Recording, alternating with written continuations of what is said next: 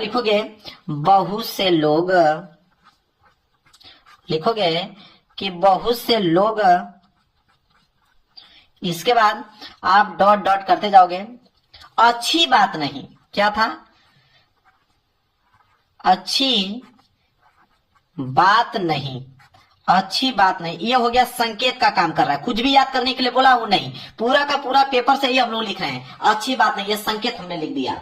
संकेत लिखने के बाद मेरे प्यारे बच्चों अब समझिए, इसमें आपको दिया है 3 प्रश्न, पहला, दूसरा, तीसरा। पहला प्रश्न बोला है कि उपयुक्त गद्यांश का संदर्भ लिखिए। संदर्भ देखिए कैसे लिखा जाता है, कैसे मेरे प्यारे बच्चों आप संदर्भ लिख के पूरा का पूरा नंबर ले लोगे। देखिए पहला प्रश्न कर रहे हो तो आप लिखोगे पहला, संदर्भ कर रहे हो तो यहाँ पे हेडिंग डालोगे संदर्भ, ठीक है, संदर्भ। ये हो गया आपकी हेडिंग। इसके नीचे स्केल के सहायता से आप अंडरलाइनिंग कर दीजिएगा। मैं हाथ से ही कर दे रहा हूं क्योंकि समय आप लोगों का बच जाएगा।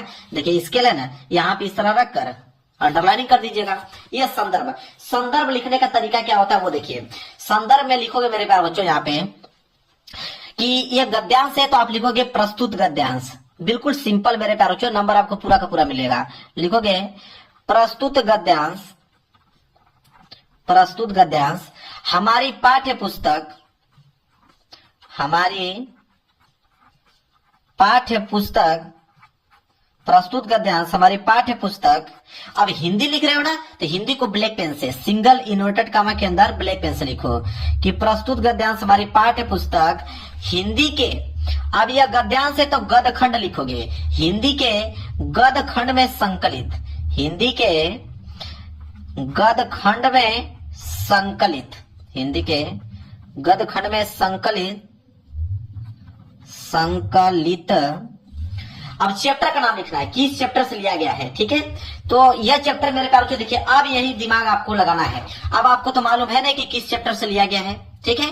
तो जैसे मान लीजिए कि आप पढ़ते हैं, बहुत से लोग ऐसे होते हैं जिनके घड़ी भर के साथ से भी बुद्धि भ्रष्ट हो जाती है। अब मेरे प्यारे बच्चों जैसे मैंने इसको पढ़ा तो हमको तो मालूम चल गया कि यह तो मित्रता चैप्टर से लिया गया है। किस चैप्टर से लिया गया है? मित्रता चैप्टर से लिया गया है। अब आप कहोगे कि सर अगर हमको ना मालूम चले कि मित्रता चैप्टर से लिया गया तो हम क्या करें?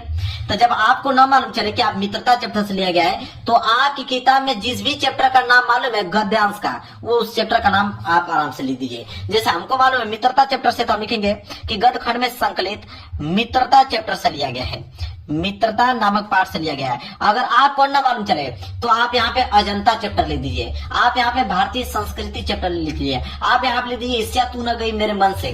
जो भी चैप्टर का नाम है आप आराम से लिख दीजिए। यही ट्रिक है मेरे प्यारे बच्चों। देखिए नंबर कैसे मिलता है। तो प्रस्तुत गद्यांश हमारी पाठ्य पुस्तक हिंदी के गद खंड में संकलित मित्रता नामक पाठ से लिया गया है, मित्रता नामक पाठ से लिया गया है, नामक पाठ से लिया गया है, लिया गया है, जिसके लेखक, ठीक है, जिसके लेखक। अब लेखक की बात आया तो हमको तो मालूम है कि मित्रता चैप्टर को आचार्य रामचंद्र शुक्ल जी लिखे हैं, तो लिखेंगे जिसके लेखक आचार्य रामचंद्र शुक्ल जी हैं, आचार्य रामचंद्र शुक्ल हैं, आचार्य रामचंद्र शुक्ल जी हैं। अगर आपको ना मालूम चले तो आप कौन सा ट्रिक लगाओगे अभी बताता हूं। आचार्य रामचंद्र शुक्ल जी है, मैंने यहाँ पे ट्रिक लगा दिया कि आचार्य रामचंद्र शुक्ल जी हैं। अगर आपको ना मालूम चले तो यहाँ पे डॉक्टर राजेंद्र प्रसाद लिख लीजिए, आप यहाँ पे जयशंकर प्रसाद लिख लीजिए, यहाँ पे आप बिहारी लाल जी लिख लीजिए, जिसका भी नाम है आप लिख सकते हैं, कोई दिक्कत नहीं है। यह संदर्भ आपका कंप्लीट हो गया, ठीक है। यह संदर्भ मेरे प्यारे बच्चों कंप्लीट हो गया आप लोगों का। इसके बाद अगर हम बात करें अगले प्रश्न, देखो दूसरा प्रश्न है कि गद्यांश के रेखांकित अंश की व्याख्या कीजिए। कोई दिक्कत नहीं है, एक लाइन का गैप छोड़िए, यहाँ पे दूसरा हेडिंग डालिए रेखांकित अंश की व्याख्या। तो यहाँ पे हेडिंग डालेंगे आप रेखांकित अंश की व्याख्या। चलिए डालते हैं रेखांकित अंश की व्याख्या। ब्लैक पेन से आप लोगों को हेडिंग डाल देना है रेखांकित अंश की व्याख्या। ये आपकी हेडिंग हो गया। स्केल की सहायता से आप इसके नीचे बस मेरे प्यारे बच्चों आपको अंडरलाइनिंग कर देना है। आप देखिए जहां तक अंडरलाइन किया होगा ना उसी का आपको व्याख्या बताना है। जैसे देखिए मैं बताता हूं, यहां से लेकर यहां तक व्याख्या करना है। तो व्याख्या कैसे करोगे? अगर आपको नहीं आ रहा तो आप लिखोगे कि लेखक कहते हैं कि, पहली लाइन क्या रहेगी आपकी, लेखक कहते हैं कि, या तो आप लिखिएगा आचार्य रामचंद्र शुक्ल जी कहते हैं कि, लेखक कहते हैं कि क्या कहते हैं, देखिए लिखेंगे कि बहुत से लोग ऐसे होते हैं जिनके घड़ी भर के साथ से भी बुद्धि भ्रष्ट हो जाती है। अब इसी को व्याख्या करना तो आप नहीं लिख दोगे कि बहुत से ऐसे व्यक्ति होते हैं कि जिनके साथ अगर हम थोड़ा सा भी वक्त बिताएं तो उनकी बातें इतनी गंदगी होती है, इतना गंदा भरा बात होता है उनका कि ऐसी ऐसी बीच में वो बातें कहते हैं जो कानों में न पड़नी चाहिए, चित्त पर ऐसे प्रभाव पड़ते हैं जिनकी उसकी पवित्रता का नाश होता है। मतलब आप बनाकर आप इसी चीज को आप एक्सप्लेन करके लिखोगे कि लेखक ये कहते हैं कि कुछ ऐसे व्यक्ति होते हैं कि जिनके साथ अगर आप 10 मिनट का भी समय गवा देते हैं तो उनकी बातें ऐसी होती हैं कि जिनकी आप बुद्धि भ्रष्ट हो जाएगी आपकी, ठीक है, आप गलत मार्ग पर चलने लगेंगे। इतनी फुहड़ व भद्दी बातें वो करते हैं, ठीक है। वही चीज अपने आप में, मतलब उस चीजों को आप कैसे एक्सप्लेन करना चाहते हो, एग्जामिनर को कैसे समझाना चाहते हो उस चीज को, यही आपको मेरे प्यार जो अपनी भाषा में आप लोगों को लिखना है। और ज्यादा दिमाग लगाने की कोई जरूरत नहीं है। एग्जामिनर, हर एक एग्जामिनर यही चाहता है कि आप किताब से ना लिखें कि जो किताब में दिया है हूबहू लिखें। एग्जामिनर ये चाहता है कि आप अपनी भाषा में आप हमको कैसे समझाना चाहते हैं, एग्जामिनर वो चाहता है। बस आप यहाँ पे लिखेंगे, यहाँ से 2 नंबर मिल जाएगा, यहाँ से आपको 2 नंबर मिल जाएगा। एक प्रश्न और बचा है, तो अगर ये पेज भर जाए तो आप यहाँ पे पीटीओ लिख दीजिए। पीटीओ मतलब पेज टर्नओवर। आप पीटीओ लिखकर पेज को मेरे प्यार बच्चों आप पलट दीजिए, कोई दिक्कत नहीं है। इतना आसान तरीका बता दूंगा, पूरे के पूरे प्रश्न को सॉल्व करके दिखा दूंगा। देखिए तीसरा प्रश्न करने वाले हो, कोई दिक्कत नहीं है। आप यहाँ पे डालोगे तीसरा हेडिंग, डालोगे तीसरा प्रश्न। तीसरा प्रश्न क्या है, देखिए बोला है कि किस प्रकार की बातों का प्रभाव व्यक्ति पर जल्दी पड़ता है। तो यहाँ पे देखिए लिखेंगे कि जिनके घड़ी भर के साथ से भी बुद्धि भ्रष्ट हो जाती है, क्योंकि उतने ही बीच में ऐसी ऐसी बातें कही जाती है जो कानों में न पड़नी चाहिए, चित्त पर ऐसे प्रभाव पड़ते हैं जिनसे उनकी पवित्रता का नाश होता है और बुराई अटल भाव धारण करने बैठती है। बुरी बातें हमारी धारणा में बहुत दिनों तक टिकती हैं। इस बात को प्राय सभी लोग जानते हैं कि भद्दे व फुहड़ गीत जितनी जल्दी ध्यान में चढ़ते हैं उतनी ही जल्दी गंभीर अच्छी बातें नहीं। यही बोला ना कि इस प्रकार की बातों का प्रभाव व्यक्ति पर जल्दी पड़ता है। तो बुरी बातें, भद्दी बातें, फुहड़ बातें जो होता है व्यक्ति के जल्दी ध्यान पर पड़ता है। तो ये इसी पैसेज में से आपको लिख दोगे। पैसेज को एक बार ध्यान से जब पढ़ लोगे ना तो आप आंसर बना के लिखना चालू कर दोगे, कोई दिक्कत नहीं। इसमें बहुत कठिन वाली चीजें नहीं है। तो देखिए भद्दी बातें, बुरी बातें, फुहड़ बातें जो है व्यक्ति के ध्यान में जल्दी पड़ता है, उसी चीज को अपने भाषा में यहाँ पे लिख दोगे तो एग्जाम आपको 2 नंबर दे देगा। गद्यांश सॉल्व करने का तरीका मालूम चल गया। बताइए गद्यांश मैंने बता दिया कि नहीं आप लोगों को। अब कभी भी गद्यांश आएगा तो उसको आप आसानी से सॉल्व कर पाओगे। अब बारी आएगी पद्यांश का। प्रश्न संख्या 22, प्रश्न संख्या 22 मेरे प्यारे बच्चों पद्यांश। अभी हमने गद्यांश का तरीका आप लोगों को बता दिया। देखिए पद्यांश का तरीका क्या होता है। देखिए प्रश्न उत्तर संख्या अगर 22 है तो आप एक लाइन का गैप छोड़कर डालोगे यहाँ पे प्रश्न उत्तर संख्या 22। पूरा का पूरा प्रश्न सॉल्व करके दिखाऊंगा ट्रिक से, एक भी प्रश्न नहीं छोड़ूंगा। प्रश्न उत्तर संख्या 22 का यहाँ पे हम लोग करने वाले हैं क वाला। तो मान लीजिए क वाला कर रहे हैं तो क वाला डालेंगे और स्केल की सहायता से इसके नीचे आप अंडरलाइनिंग कर दीजिएगा। मेरे पास समय नहीं है कि मैं करके दिखाऊं, आप लोग कर लीजिएगा। प्रश्न उत्तर संख्या 22 का क। इसके बाद आपने क्या बताया, संकेत लिखना बहुत ही ज्यादा कंपलसरी है। संकेत आपको लिखना ही है, ठीक है। संकेत कैसे लिखना है मैंने आपको शुरू में ही बता दिया कि शुरू की कुछ लाइन डॉट डॉट करते जाओ, लास्ट की कुछ लाइन आपको लिख देना है, ठीक है। शुरू की कुछ लाइन डॉट डॉट करते जाना है, लास्ट की कुछ लाइन लिख देना है। ये संकेत का काम करेगा। अभी मैंने गद्यांश में बताया। अब यहाँ पे पद्यांश है, इसमें भी बोला है या तो क वाला करने वाले हो, क वाला नहीं आ रहा है तो अथवा करके दिया है ख वाला, ठीक है। दोनों में से कोई एक ही करना है। मैं क वाला करके आपको ट्रिक बता रहा हूँ, आपका मन करे तो ख वाला में भी ये ट्रिक आप लगा सकते हो। क वाला है 3 प्रश्न है, पहला दूसरा तीसरा। पहला कि उपयुक्त गद्यांश का संदर्भ लिखिए। अब मेरे प्यारे बच्चों लिखिए गद्यांश नहीं पद्यांश है, उपयुक्त पद्यांश का संदर्भ लिखिए। पहला वाला प्रश्न कर रहा है तो पहला लिखोगे, यहाँ पे लिखोगे संदर्भ। देखिए संदर्भ दोनों में सेम होता है मेरे प्यारे बच्चों, वहां पे गद्यांश होता है, यहाँ पे पद्यांश। तो जो जो यहाँ पे गद्यांश लिखो यहाँ पे पद्यांश आपको लिखना पड़ेगा। मतलब सेम चीज वही लिखोगे कि प्रस्तुत पद्यांश, वहां पे गद्यांश हमने लिखा था ना, यहाँ पे पद्यांश लिखोगे कि प्रस्तुत पद्यांश हमारी पाठ्य पुस्तक, प्रस्तुत पद्यांश हमारी पाठ्य पुस्तक, प्रस्तुत पद्यांश हमारी पाठ्य पुस्तक हिंदी के। अब यहाँ पे लिखोगे हिंदी को, मैंने बताया आप लोगों को ब्लैक पेन से लिखना है मेरे प्यारों चो। हिंदी के वहां पे गद खंड था ना, यहाँ पे पद खंड लिखेंगे। हिंदी के पद खंड में संकलित, पद खंड में संकलित। अब चैप्टर का नाम लिखना है कि किस चैप्टर से लिया गया है, देखिए ध्यान से। अब मेरे प्यारे बच्चों इसको जैसे आप पढ़ोगे मेरे प्यारे बच्चों, मैं पेपर दिखाता हूं आप लोगों को समझ में आ जाएगा। देखिए पढ़ोगे कि उद्धवमन्ना भय 10-20, जैसा आप इसको पढ़ोगे तो आपको मालूम चलेगा कि ये तो क्या लिखूं चैप्टर से लिया गया है। क्या लिखूं चैप्टर से मेरे प्यार बच्चों ये लिया गया है। और इसके जो लेखक है कौन है, पद्मलाल पूनालाल बख्शी जी हैं। आप देखिए कि पदखंड में संकलित क्या लिखूं चैप्टर से लिया गया है। क्या लिखूं, अगर आपको न मालूम चले कि यह क्या लिखूं चैप्टर से लिया गया है तो आप किसी भी चैप्टर का नाम मेरे प्यार बच्चों आप लिख दीजिएगा, कोई दिक्कत नहीं है। ठीक है, क्या लिखूं नामक पाठ से लिया गया है। अगर आपको न मालूम चले तो किसी भी चैप्टर का नाम लिख दीजिए, नामक पाठ से लिया गया है। नामक पाठ से लिया गया है जिसके रचयिता, देखिए पद्यांश का रचयिता होते हैं, गद्यांश के लेखक होते हैं। तो जिसके लिया गया है खड़ी पाई, जिसके रचयिता लिखोगे कि जिसके रचयिता कौन है, तो यहाँ पे पद्मलाल पूनालाल बख्शी जी हैं। अगर आपको ना मालूम चले तो आप किसी भी यहाँ पे नाम लिख दीजिएगा किसी भी कवि का। तो पद्मलाल पूनालाल बख्शी जी हैं, ऐसे आपको लिख देना है। लो भाई, यहाँ पे संदर्भ आपका कंप्लीट हो गया। पद्यांश का संदर्भ ऐसे लिखा जाता है। इसके बाद इसके नीचे दूसरा प्रश्न है, तो आप लिखोगे दूसरा प्रश्न पढ़ लेना। बोला है कि गोपियां उद्धव द्वारा बताए गए ब्रह्मा ईश्वर के आराधना में स्वयं को असमर्थ क्यों बताती हैं। तो जब इसको पढ़ोगे मेरे प्यार तो आपको समझ में आ जाएगा। अपने से बनाकर आपको लिखना है। रेखांकित अंश की व्याख्या कीजिए कि तुम तो सखा श्याम सुंदर के सकल जोगे के ईश, सुर हमारे नंदन बिनु और नहीं जगदीश। इसको मेरे प्यार अपने भाषा में आपको एक्सप्लेन करके कुछ ना कुछ जोड़कर उनके बारे में आपको बताना है। नंबर आपको 100% पूरे मिलेंगे, बस आप लिखिए तो सही।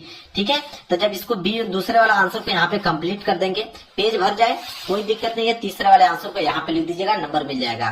तो गद्यांश और पद्यांश दोनों का ट्रिक मैंने बता दिया कि नहीं, चलिए कोई दिक्कत नहीं होना चाहिए। अब मेरे प्यारों यहाँ पे ये प्रश्न संख्या 23 है कि संस्कृत का गद्यांश आ गया।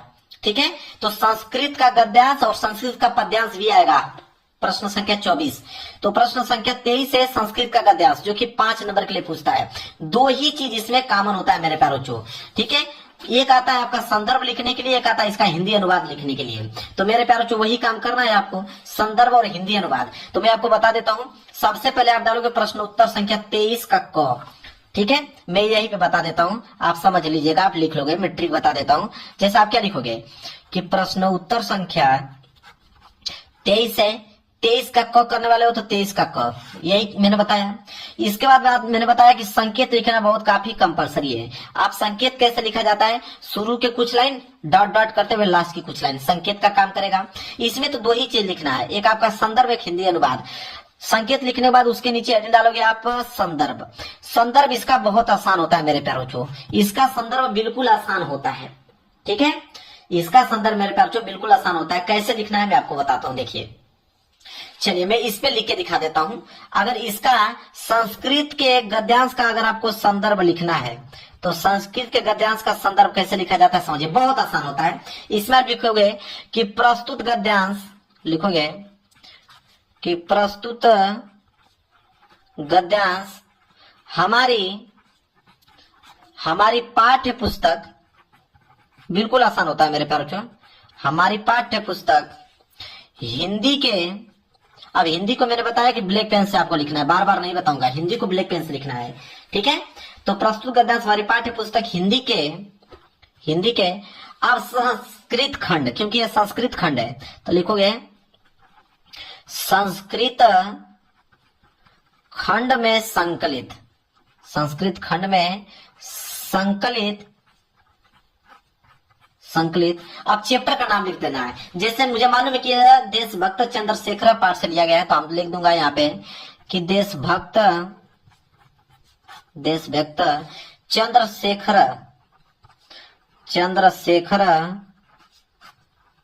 नामक पाठ से लिया गया है, पाठ से लिया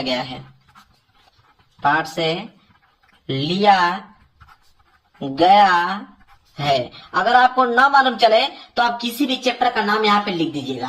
अब बहुत सारे बच्चों का कमेंट ये भी आएगा कि चलिए सर, अगर वे चैप्टर का नाम ही नहीं मालूम होगा तब हम क्या लिखेंगे। तो जिन बच्चों को चैप्टर का नाम नहीं मालूम है ना, तो आप इसी में से लिख दीजिएगा कि यहाँ पे लिखिएगा कि कारागारतम चैप्टर से लिया गया है, भारतम चैप्टर से लिया गया है, ठीक है, या अगाछती चैप्टर से लिया गया है, या वेस्टयंती चैप्टर से लिया गया है।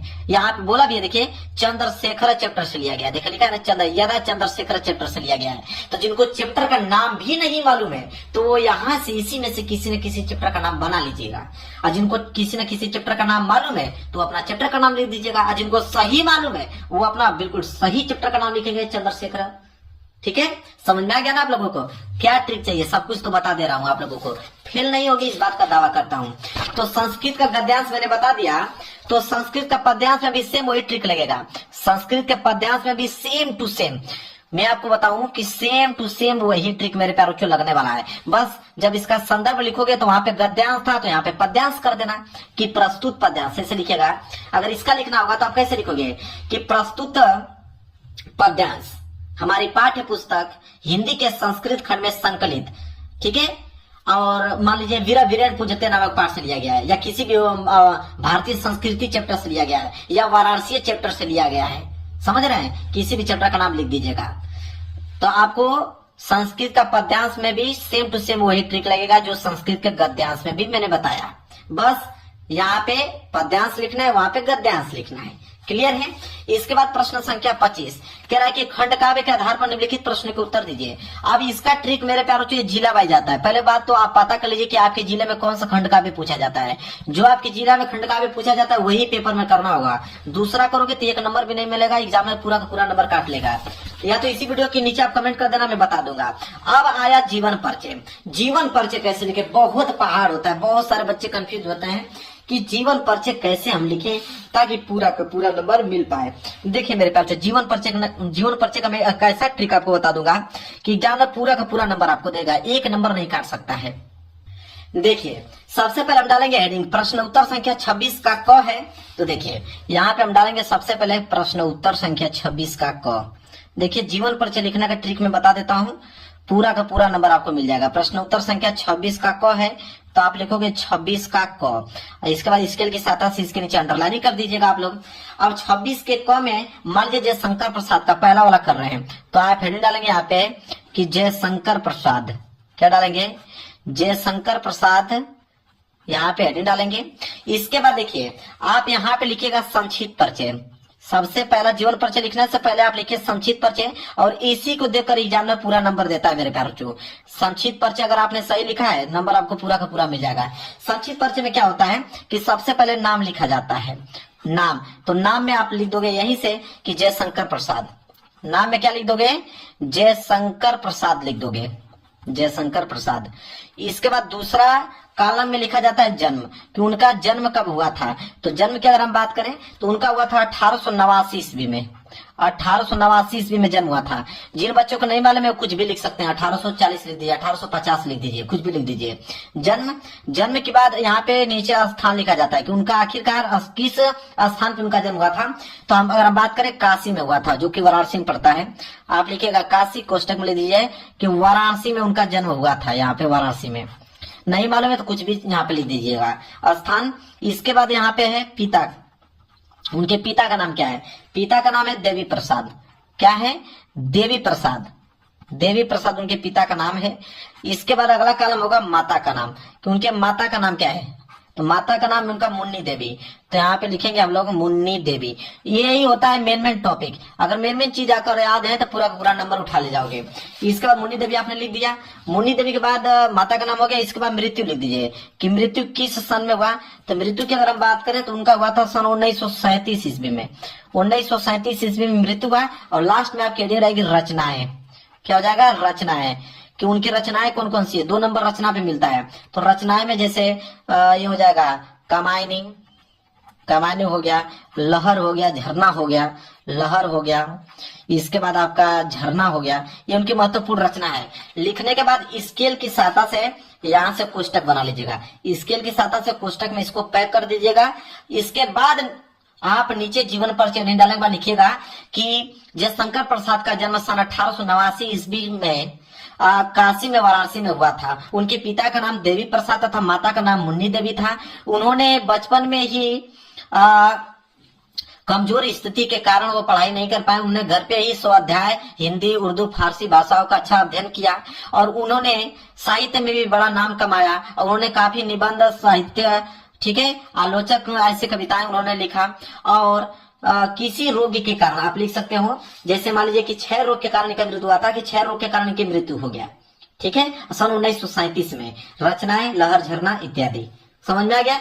इस तरह आप लोगों को मेरे प्यारे बच्चों इनका पीछे जाके पैराग्राफ बनाकर लिख देना है। लेकिन मेन यही होता है, अगर ये आपने सही सही लिख दिया है तो आपको नंबर समझ लीजिए 100% यहीं से मिल जाएगा, चेक करने की कोई जरूरत नहीं है। इतना पॉइंट अगर आप याद कर पाते हो, यही होता है जीवन परिचय लिखने का ट्रिक मेरे प्यारे बच्चों। इतना आसान कोई आपको बताएगा नहीं, एक एक पॉइंट बता रहा हूँ कि जिनको कुछ नहीं आता है तो कैसे बनाकर लिखेंगे, ठीक है, समझ में आ गया। चलिए अगले प्रश्न की तरफ बढ़ते हैं। अब अगला प्रश्न क्या है, देखिए जीवन परिचय मैंने, अब उसी तरह कवि के जीवन परिचय में भी आपको ट्रिक लगाना है। अब आया मैंने 27, अब यहाँ पे लिखना है श्लोक, श्लोक लिखना है जो इस पेपर में ना आया हो। आप देखिए श्लोक का एक ऐसा ट्रिक बता दूंगा ना कि जो पूरे के पूरे यूट्यूब चैनल पे कोई नहीं बताया होगा। श्लोक का ट्रिक मैं आपको बता रहा हूँ। देखिए श्लोक का ट्रिक यह है, देखिए श्लोक के लिए अगर श्लोक आपको लिखना है तो आपको संस्कृत के पद्यांश में जाना होगा। संस्कृत के, देखिए ये आपका संस्कृत का पद्यांश है। संस्कृत का पद्यांश बोला कि जो इस पेपर में ना आया हो तो न तो ये वाला श्लोक लिख सकते हैं, न तो ये वाला श्लोक लिख सकते हैं। अगर ये वाला श्लोक लिख देंगे एक भी नंबर नहीं मिलेगा, क्योंकि उसने बोल रखा है कि जो इस पेपर में ना आया हो, ठीक है। अब देखिए श्लोक यहीं से बनाएंगे। देखिए 2 लाइन का श्लोक लिखना है तो हम क्या करेंगे कि ये जो आप देख रहे हो एक लाइन यहां से उठा लेंगे और जस्ट उसी के नीचे यहां से लेके यहां तक लाइन छाप देंगे। तो जब एक लाइन यहां लिखोगे और जस्ट उसके नीचे यहां पे लिख दोगे, अब एग्जामिनर जब कॉपी चेक करेगा तो उसको मालूम चलेगा कि हाँ आपने कोई ना कोई एक श्लोक लिखा है, वो नंबर आपको दे देगा। तो जब भी श्लोक लिखना हो तो संस्कृत के गद्यांश में चले जाइए, वहीं से बीच में से 2 लाइन उठाकर लिख दीजिए, आपका श्लोक कंप्लीट हो जाएगा। श्लोक क्लियर हो गया मेरे प्यारे बच्चों, कोई दिक्कत नहीं। श्लोक भी मैंने ट्रिक यहाँ पे बता दिया। अब आएगा मेरे प्यारे बच्चों प्रश्न संख्या 28। प्रश्न संख्या 28 है कि आपके विद्यालय में खेल की सुविधाएं बहुत कम है, आपने विद्यालय के प्रधानाचार्य को पत्र लिखिए जिसमें खेल सुविधाएं उपलब्ध कराने का अनुरोध किया गया हो। देखिए पत्र लेखन का मैं ट्रिक बताता हूँ, बिल्कुल बहुत आसान है पत्र लेखन लिखना मेरे प्यारे बच्चों। पत्र लेखन बिल्कुल आसान है, 4 नंबर मिल जाएगा। पत्र लेखन में अगर विद्यालय को आप लिख रहे हो पत्र कि खेल कूद की सामग्री आपके पास नहीं है, तो आप उनके मंगाने के लिए आप लिख रहे हो मेरे प्यारे बच्चों यहाँ पे पत्र लेखन। तो सबसे पहले लिखोगे कैसे, देखिए सबसे पहले मेरे प्यारे बच्चों लिखोगे आप सेवा में। क्या लिखोगे मेरे प्यारे बच्चों, सेवा में। क्या लिखोगे, सेवा में कामा लगाओगे। प्रधानाचार्य को लिख रहे हो तो लिखोगे प्रधानाचार्य, सेवा में प्रधानाचार्य महोदय, बहुत सिंपल है, प्रधानाचार्य महोदय, फिर कामा लगाओगे। अब अपने विद्यालय का नाम लिखिएगा। अब यहाँ पे क्या लिखेंगे आप, स्कूल नेम, स्कूल नेम, अपने स्कूल का नाम, और यहाँ पे लिखिएगा नीचे स्कूल एड्रेस, कि आपकी स्कूल का जो एड्रेस है वो एड्रेस क्या है, स्कूल नेम स्कूल एड्रेस, इतना लिख दीजिएगा। लिखने के बाद आप हेडिंग डालेंगे विषय। क्या डालेंगे, विषय। किस विषय के बारे में आप पत्र लेखन लिख रहे हो, तो आप लिखोगे विद्यालय में खेल कूद की सामग्री के लिए, लिखेंगे विद्यालय में खेल कूद की सामग्री की ओर, खेलकूद की सामग्री की ओर ध्यान दिलाने हेतु ये हम क्या लिख रहे हैं, विषय। अब मेरे प्यारे बच्चों इतना हो गया। फिर आप लिखोगे यहाँ पे महोदय, लिखोगे महोदय, बहुत सिंपल है मेरे प्यारे बच्चों, महोदय। इसके बाद कामा लगाओगे, फिर नीचे लिखोगे सविनय निवेदन है कि, लिखोगे सविनय निवेदन है कि, सविनय निवेदन है कि। अब यहाँ पे पूरा का पूरा कहानी लिख दीजिए। सविनय निवेदन है कि मैं आपके विद्यालय के कक्षा 10वीं का छात्र हूँ और मैं आपका ध्यान अपने विद्यालय में खेल कूद की सामग्री की ओर दिलाना चाहता हूँ, ठीक है, क्योंकि मेरे स्कूल में खेल संबंधित कोई भी सामान नहीं है, इसलिए हमारे जो छात्र हैं, ठीक है, वो अच्छे से खेल नहीं खेल पाते हैं और जब भी खेल प्रतियोगिता होता है तो उसमें वह क्या होते हैं, विफल हो जाते हैं, ठीक है। आपसे अनुरोध करता हूं कि खेल की सारी सामग्रियां उपलब्ध कराएं ताकि हमारे स्कूल टॉपर हो पाए और हर एक खेल प्रतियोगिता में प्रथम स्थान प्राप्त कर पाए, ताकि आपके भी स्कूल का नाम रोशन हो पाए। यहाँ पे लिख दीजिएगा स, धन्यवाद, आपका आज्ञाकारी शिष्य क ख ग। बस काम खत्म। ये हो गया मेरे प्यारे बच्चों आपका पत्र लेखन लिखने का तरीका मेरे प्यारे बच्चों। कोई दिक्कत नहीं होना चाहिए। इसके बाद प्रश्न संख्या 29 है कि निम्नलिखित किन्हीं दो प्रश्न के उत्तर संस्कृत में दीजिए। मान लीजिए कि यहाँ पे 4 प्रश्न दिया गया है, इन चारों प्रश्नों में से किन्हीं 2 ही प्रश्नों का उत्तर संस्कृत में देना है। तो मान लीजिए यह प्रश्न आ गया कि दानम कस्य मित्र भवति। अगर इसका आपको मेरे प्यारे बच्चों इसका संस्कृत में उत्तर लिखना है, कैसे लिखोगे? तो आप देखिए इसी चीज को उतारिए, लिखेंगे कि दानम कस्यम, ठीक है। अब आगे क्या लिखोगे अब मैं बताता हूँ। संस्कृत का पद्यांश मान लीजिए है ना, तो आप लिखोगे कि हितवार्थवान, ये जो ये वाला वर्ड उठा लीजिए हितवार्थवान, तो लिखोगे हितवार्थवान, तो लिखोगे यहाँ पे कि दानम कस्यम हितवार्थवान मित्र भवति। ऐसे बीच में कुछ ना कुछ वर्ड यहाँ से अलग से इंक्लूड कर पूरा का पूरा लाइन छाप दो, आपका आंसर कंप्लीट हो गया। अब इस पेपर का लास्ट प्रश्न मैं दिखा रहा हूँ, जो कि मेरे प्यारे बच्चों निबंध आता है 7 नंबर के लिए।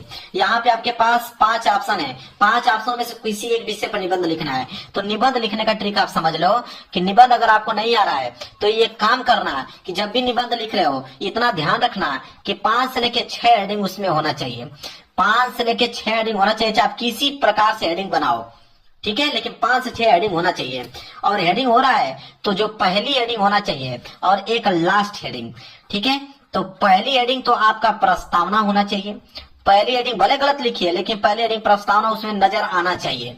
और लास्ट की हेडिंग आपका उपसंहार होना चाहिए, ठीक है। यह 2 हेडिंग आपका होना ही चाहिए। बाकी बीच में आप कोई भी हेडिंग बनाकर लिखे कोई दिक्कत नहीं है, क्योंकि एग्जामिनर एक प्रस्तावना को देखता है, एक उपसंहार को देखता है। बीच में आपने अगर 3-4 हेडिंग और बनाकर लिख लिया है, आपको नंबर 7 में 7 नंबर मिल जाएगा। हिंदी 2 कैटेगरी के पेपर बन के आते हैं मेरे प्यारे बच्चों, 2 कैटेगरी के क्वेश्चन बन के आते हैं।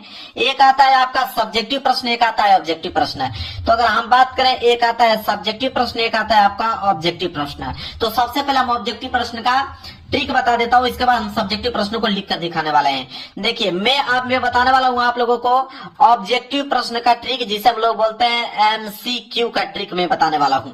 और ये जो ट्रिक बताने वाला हूं 100% मेरे प्यारे जो ट्राई करके देख लीजिएगा, 100% जेन्युइन ट्रिक आप लोगों को बताने वाला हूं, ठीक है। देखिए पहला ट्रिक हमारा ये कहता है कि बहुविकल्पीय में एमसीक्यू में 4 विकल्प होते हैं। एक आता है आपका ऑप्शन ए, एक आता है ऑप्शन बी, एक आता है ऑप्शन सी और एक आता है ऑप्शन डी। इन्हीं चारों में से कोई ना कोई एक ऑप्शन सही होता है, ठीक है। अब मैं आपको जो ट्रिक बताने वाला हूं, देखिए ट्रिक नंबर फर्स्ट ये कहता है मेरे प्यारे बच्चों कि अगर इन चारों ऑप्शनों में से कोई ऑप्शन अगर आपको ये देखे कि इनमें से सभी क्या दिखे, इनमें से सभी, ध्यान दीजिएगा मेरे प्यारे बच्चों, अगर 4 ऑप्शनों में से कोई ऑप्शन अगर आपको यह दिख गया कि इनमें से सभी, आप मेरे प्यारे बच्चों आंख बंद करके भरोसा जताइए वही वाला ऑप्शन सही होगा, इनमें से सभी, ठीक है। ये आपका ट्रिक नंबर फर्स्ट।